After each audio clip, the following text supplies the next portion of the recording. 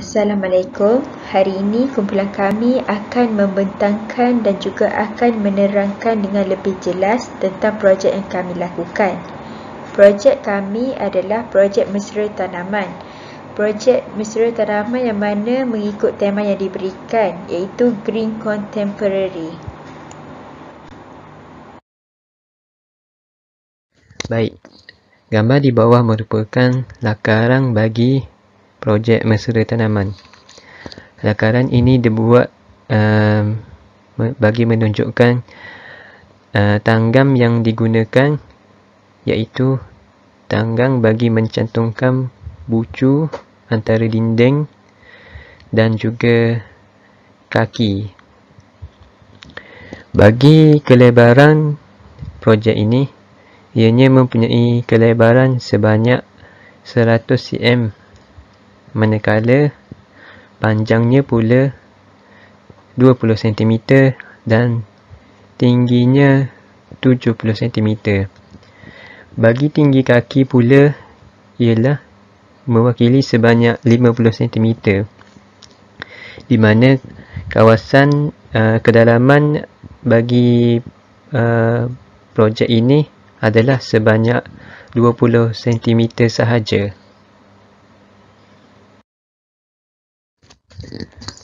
Seterusnya, kita beralih kepada pengenalan tentang projek yang telah kami hasilkan.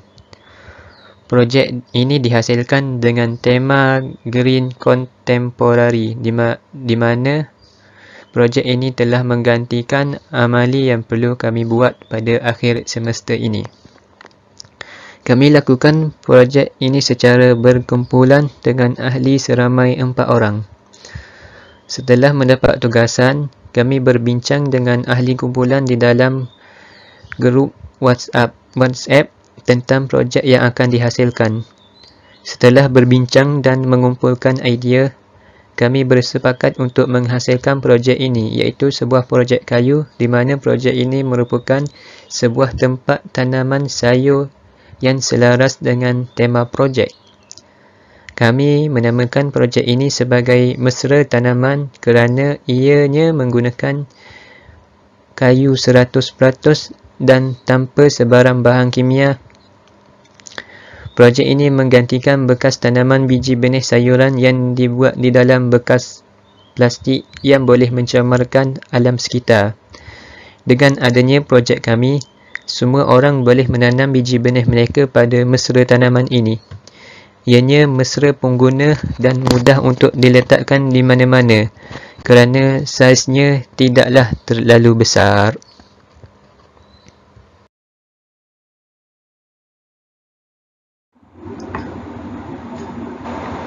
Keselamatan dan pengurusan bengkel. Keselamatan sangat perlu dititik beratkan bagi menjamin kehidupan yang sempurna. Walaupun di mana jua berada, keselamatan perlu diutamakan baik di rumah maupun di bengkel kerja. Keselamatan yang dimaksudkan termasuklah keselamatan diri, persekitaran, peralatan atau bahan, harta benda dan orang sekeliling. Keselamatan bengkel secara umum. Keselamatan bengkel semasa berada di bengkel perlu dipatuhi oleh setiap pelajar.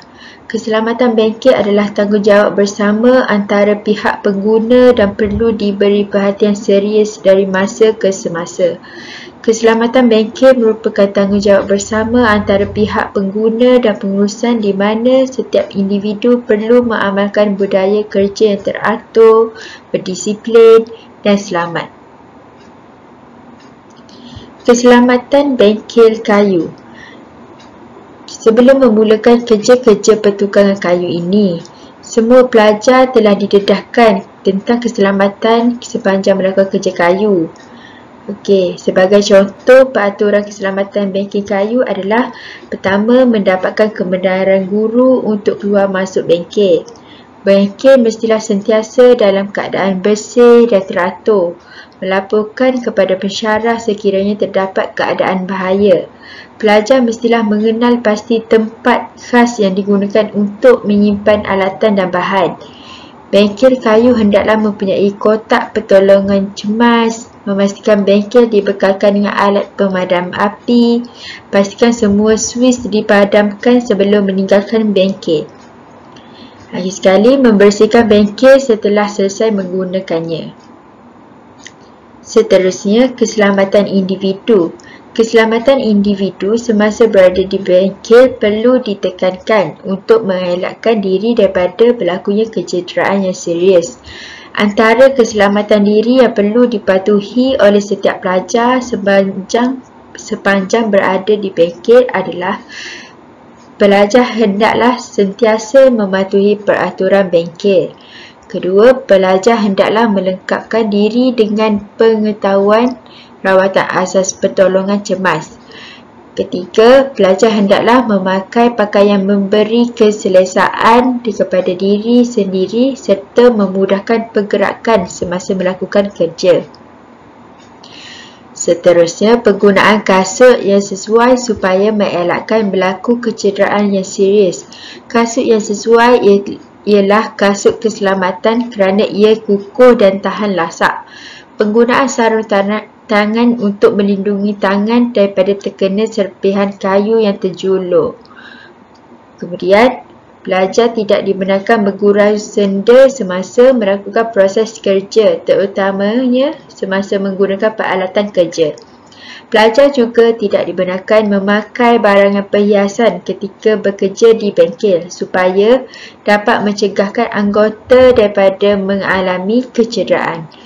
Jika berlaku kemalangan, maklumkan kepada pensyarah dengan kadar yang segera. Keselamatan alatan dan mesin. Keselamatan alatan dan mesin yang berada di bengkel perlu diberi perhatian khusus oleh pelajar dan pengurusan sesebuah bengkel untuk memastikan proses berjalan dengan lancar. Antara keselamatan alatan dan mesin adalah alatan dan mesin perlu diselenggara dengan baik dan berkala. Pastikan alatan dan mesin dalam keadaan selamat sewaktu digunakan. Penggunaan peralatan dan mesin dengan cara yang betul. Gunakan alatan yang sesuai dengan kerja yang dilakukan. Kerosakan alatan dan mesin perlu dilaporkan dengan kadar yang segera kepada pensyarah untuk tindakan selanjutnya. Menyimpan semua kayu yang tidak digunakan ke dalam bekas yang disediakan. Bersihkan alatan setelah menggunakannya. Seterusnya, pengurusan bengkel. Pengurusan bengkel melibatkan perancangan dan pengendalian bengkel yang meliputi proses-proses menyediakan kemudahan asas, penyusunan ruang untuk peralatan utama, penyusunan perabot di dalam ruang kerja, kedudukan stor, laluan keselamatan dan penggunaan warna di dalam bengkel. Pengurusan bengkel juga melibatkan pengurusan alatan dan bahan yang meliputi pengurusan, pemilihan dan alatan dan kelengkapan spesifikasi alatan iaitu kaedah penyusunan alatan dan penyimpanan alat dan kawalan alatan.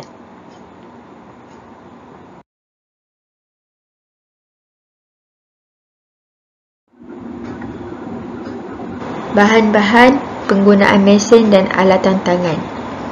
Alatan tangan dalam kerja kayu dapat dikelompokkan kepada beberapa jenis, iaitu peralatan menanda dan mengukur, peralatan memotong dan menajam, peralatan mencengkam, peralatan menukul, peralatan mencantum dan peralatan memutar. Di sini, untuk projek kami menggunakan beberapa jenis bahan dan alatan tangan, iaitu papan kayu atau pallet, rasuk ataupun beam, joystick steel, crowbar, pemutar skru, paku, skru, tukul kuku kambing atau tukul besi Warrington, ganding kayu, pahat tepi serong, kikir dan gergaji puting. Untuk bahan pertama, papan kayu atau pallet, mestilah permukaannya rata. Kita mestilah menggunakan papan kayu yang permukaannya rata, merupakan bahan utama untuk menghasilkan sesuatu projek kayu. Kedua, rasuk ataupun beam. Rasuk merupakan komponen mendata yang menanggung beban bumbung, lantai dan dinding serta beban kenaan, live load. Beam menggunakan dua beam, iaitu pertama menggunakan ketinggian 200 cm dan satu lagi menggunakan satu rasuk kecil iaitu 250 42 cm. Okey, untuk George tekstil digunakan untuk mengelakkan penapisan bahan halus. Untuk alatan seterusnya, crowbar digunakan untuk mencabut paku yang telah dipaku. Pemutar skru pula digunakan untuk mengetatkan, melonggarkan skru kepala rata atau berlurah. Pemutar skru Phillips digunakan untuk mengetatkan, melonggarkan skru palang atau Phillips. Okey, seterusnya paku. Paku digunakan untuk mengikat bersama kayu. Kemudian skru pula digunakan untuk mengikat bahagian kayu, mengikat kepingan logam pada kayu, pemasangan ensel pada pintu. Tukul kuku kambing digunakan untuk mengetuk dan mencabut paku. Kemudian tukul besi wanita pula digunakan untuk menukul paku yang kecil seperti paku panel, menekankan kayu hiasan dan unit ke tempatnya semasa digamkan dan bahagian untuk mengetuk paku di bahagian tepi benda kerja yang sempit. Ganding kayu adalah digunakan untuk memahat dan memasang atau menanggalkan tanggam. Pahat tepi serong digunakan untuk membuat kerja-kerja meraut seperti mengemaskan tanggam dan acuan yang mempunyai pelbagai bentuk kumai. Kikir digunakan untuk mengikir sudut-sudut dalam yang tajam, membesarkan lubang yang berbentuk bulat dan melengkung, kemudian menipiskan permukaan kayu. Gergaji puting pula digunakan untuk memotong kayu secara melintang urat kayu.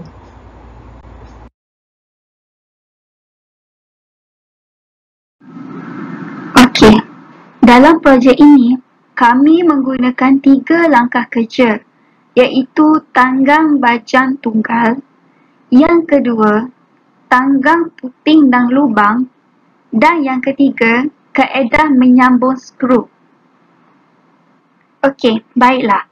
Bagi langkah pertama, iaitu tanggang bajang tunggal, kami akan sediakan 2 keping kayu 2x1 yang berukuran 100 cm untuk dijadikan sebagai dinding bahagian hadapan dan belakang.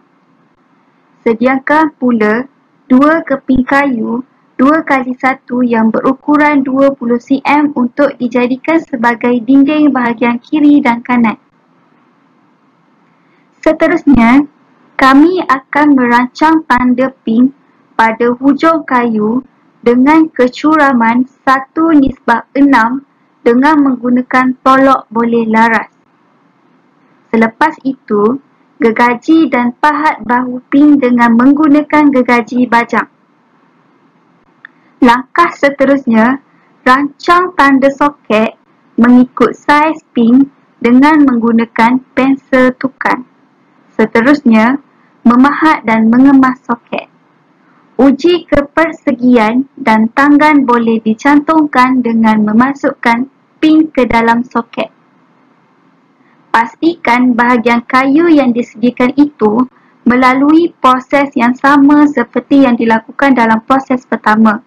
Takupkan setiap bahagian soket dan pin sehingga terbentuknya sebuah kotak. Tanggan bajang tunggal siap dipasang.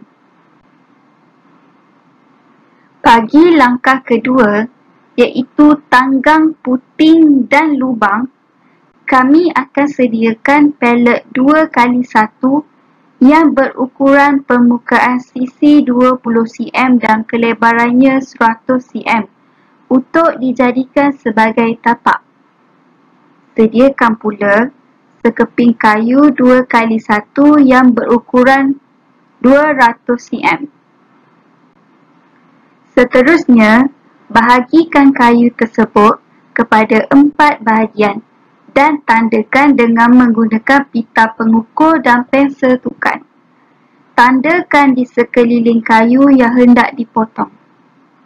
Apitkan kayu tersebut dengan menggunakan ragu meja, potong kepada 4 bahagian mengikut tanda yang dikehendaki dengan menggunakan gergaji.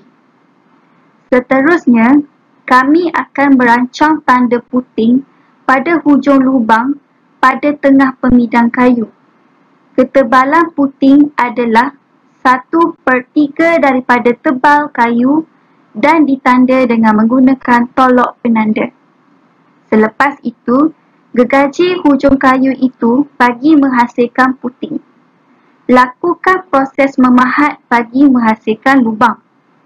Seterusnya, tanggang akan dicantumkan dengan memasukkan puting ke dalam lubang. Uji ketepatan dengan sesiku L. Tanggang lubang dan puting biasa siap telah dipasang. Okey, bagi langkah ketiga, iaitu kaedah menyambung skru, kami akan ambil tangga bajan tunggal yang sudah dipasang dan sambungkan pelet yang sudah dipasangkan kakinya. Selepas itu, terbalikkan tanggang bajan tunggal, sapukan glue pada kedua-dua tanggang, lekapkan kedua-dua bahagian tanggang yang hendak dicantumkan. Seterusnya, proses mencantum dilakukan iaitu membuat penandaan lubang kecil pada permukaan kayu sebelum skru dipasang. Skru dibenamkan ke dalam kayu dengan menggunakan pemutar skru. Proses memasang selesai. Seterusnya, cabaran dan solusi. Setiap tugasan pasti mempunyai cabaran yang tersendiri. Namun, setiap cabaran pasti mempunyai solusinya. Cabaran pertama yang dihadapi iaitu cabaran semasa pemilihan dan melakar projek. Kami mengalami kesukaran dalam memilih dan melakar projek yang bersesuaian dengan konsep atau tema yang telah diberikan. Tema yang telah diberikan iaitu Green Contemporary. Solusi bagi cabaran ini iaitu setiap ahli kumpulan perlu membuat rujukan di internet untuk melihat contoh-contoh reka bentuk projek yang sesuai dengan konsep contemporary. Kemudian kami telah pun membuat perbincangan dan telah mencapai kata sepakat untuk memilih satu projek yang diberi nama Mesra Tanaman. Projek ini merupakan satu model bekas penanaman yang mesra alam bagi menggantikan bekas penanaman yang diperbuat daripada plastik. Cabaran kedua iaitu cabaran untuk pemilihan kayu yang sesuai dengan projek. Pemilihan kayu merupakan satu komponen yang penting untuk memastikan projek yang akan dihasilkan dapat digunakan dan juga dapat memudahkan proses kerja. Oleh itu, kami telah mencari dan mengkaji ciri-ciri dan jenis-jenis kayu. Kami juga telah memilih untuk menggunakan pallet sebagai tapak dalam projek yang kami akan bina dan juga papan kayu yang berukuran 2x1 sebagai dinding kepada projek kami. Pemilihan kayu ini adalah mengikut kegunaan yang diperlukan. Seterusnya, cabaran yang ketiga iaitu pemilihan tanggam yang sesuai dengan projek. Kesukaran untuk menentukan dan memilih jenis tangga yang sesuai dengan projek yang hendak dilakukan. Pemilihan tanggam ini juga penting bagi memastikan projek yang kami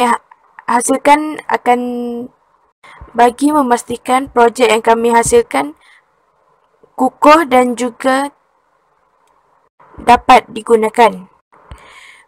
Oleh itu, kami juga telah membuat ulang kaji mengenai beberapa tanggam dan kami telah memilih untuk melakukan hanya 2 tanggam dalam projek ini. Tanggam yang dipilih adalah tanggam bajan tunggal dan juga tanggam lubang puting. Tanggam bajan tunggal ini akan digunakan untuk mencantumkan dinding-dinding di sekeliling projek. Manakala tanggam lubang dan puting ini akan digunakan untuk mencantumkan tapak projek dengan kaki projek. Tanggam ini dipilih tanggam yang dipilih adalah setelah dibuat penelitian mengenai bentuk, fungsi dan kegunaannya. Pemilihan tanggam ini juga adalah setelah dititikberatkan. Pemilihan tanggam ini juga dipilih adalah untuk memudahkan kerja.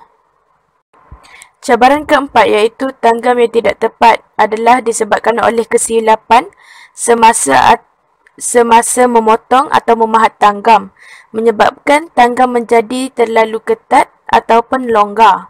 Solusinya, untuk menghasilkan tanggam yang tepat, ukuran semasa penandaan perlulah tepat dan semasa proses pemotongan perlulah berhati-hati. Semasa melakukan tanggam, kita tidak boleh terlalu tergopoh-gopoh ataupun tergesa-gesa untuk menyiapkannya bagi memastikan tiada kesilapan yang berlaku. Seterusnya, cabaran yang kelima iaitu proses gerak kerja yang lambat. Proses gerak kerja yang lambat ini adalah berlaku disebabkan oleh pertindangan tugasan yang berlaku disebabkan pembahagian kerja yang tidak betul. Oleh itu, untuk memastikan gerak kerja yang lebih cepat, pembahagian tugasan yang betul dan sistematik perlulah dibahagikan agar tugas tidak bertindan dan tugas dapat dilakukan dengan cepat. Hal ini adalah untuk meminimumkan penggunaan tenaga dan juga untuk menjimatkan masa. Pembahagian tugas ini dapat dibahagikan kepada beberapa tugasan iaitu pemotongan kayu, membuat tanggam badan tunggal dan juga membuat tanggam lubang puting. Dan cabaran yang terakhir iaitu hasil projek yang tidak tegap. Hasil projek yang tidak tegap ini dapat dikenal pasti apabila diuji di akhir proses gerak kerja. Untuk memastikan hasil akhir projek yang lebih tegap dan tidak bergoyang, kita perlu menggunakan bahan-bahan lain seperti gam, skru dan juga paku. Semasa mencantumkan tanggam bajan tunggal, gunakan gam untuk memastikan lekatannya adalah lebih tegap dan juga ketat. Manakala semasa mencantumkan tanggam lubang dan puting, gunakan skru atau paku untuk memastikan hasil akhir projek tidak bergoyang-goyang semasa diuji. Okey, itu saja cabaran dan solusi yang dapat dikenal pasti dalam proses melakukan dalam proses sebelum dan semasa pelaksanaan projek.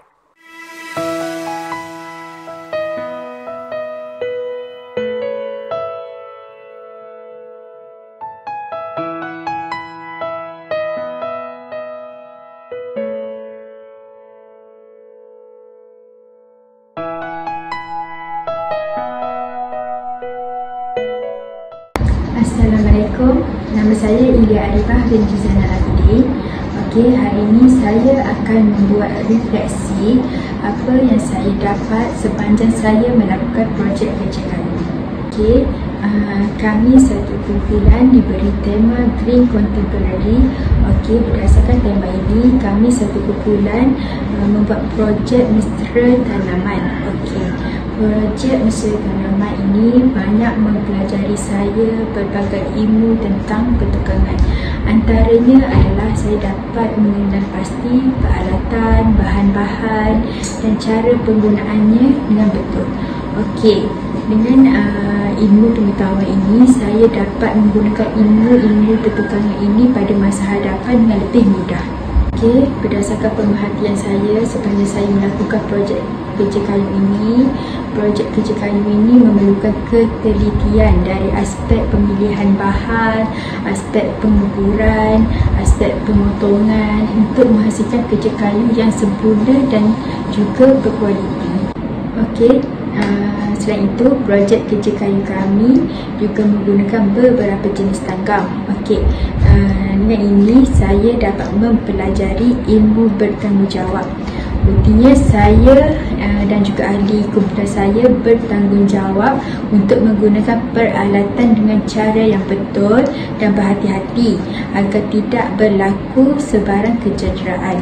Okey, di samping itu saya juga bertanggungjawab dalam menyiapkan tugasan yang diberikan pada masa yang telah ditetapkan. Kesimpulannya, tugasan ini adalah kerja yang sangat mudah jika kita mengikut segala arahan pensyarah, dan juga kerjasama antara ahli kumpulan itu juga sangat penting untuk menyiapkan tugasan kita. Okey, secara keseluruhannya, projek kerja kayu ini bukan sahaja menambahkan ilmu pengetahuan saya, malah menambahkan pengalaman saya dalam pertukangan.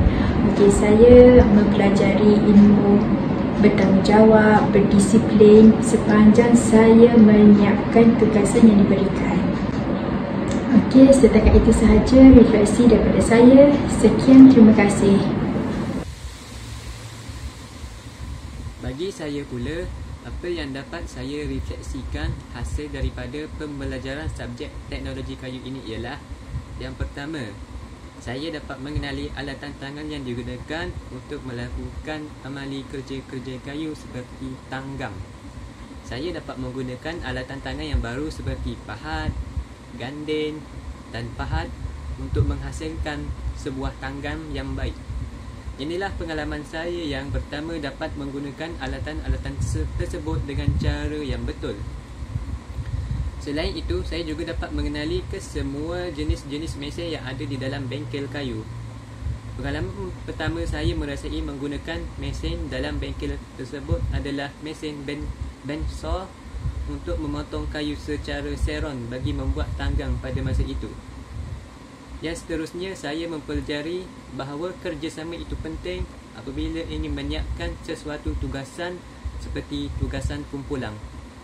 Banyak ahli kumpulan yang telah memberikan kerjasama mereka untuk menghasilkan sebuah produk yang baik.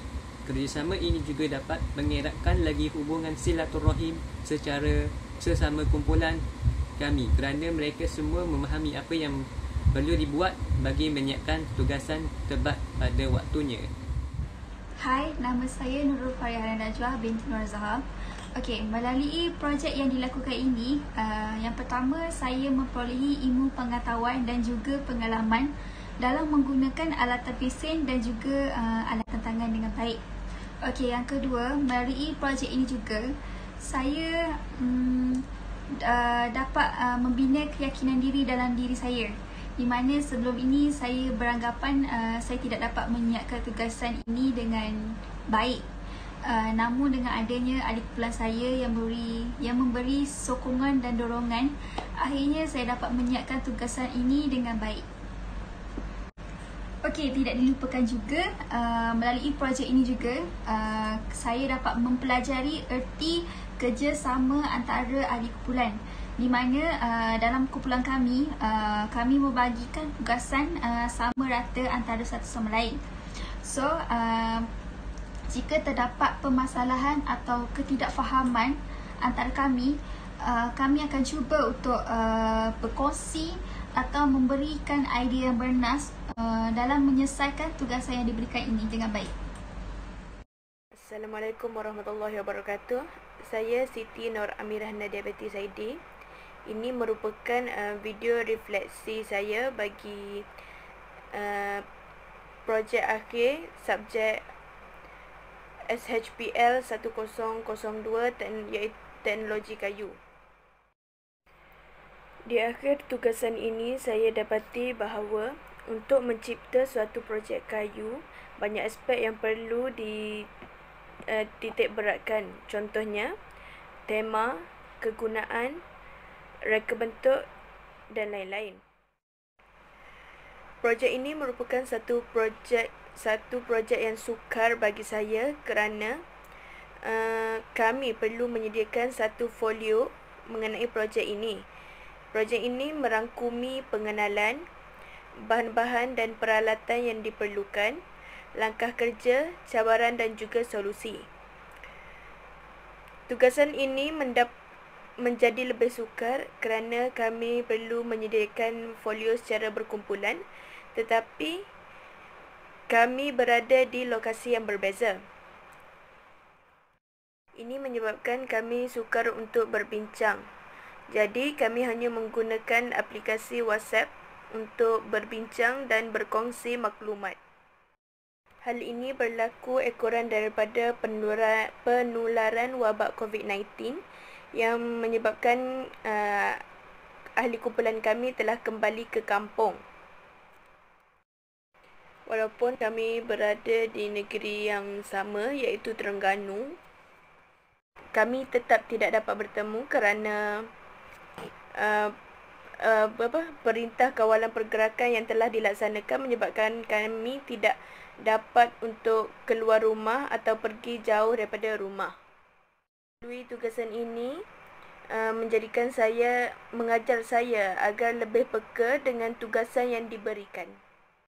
Akhir sekali, tugasan ini dapat melahirkan satu kumpulan atau rakan yang saling membantu dan bekerjasama dalam menjayakan dan menyiapkan projek yang telah diberikan.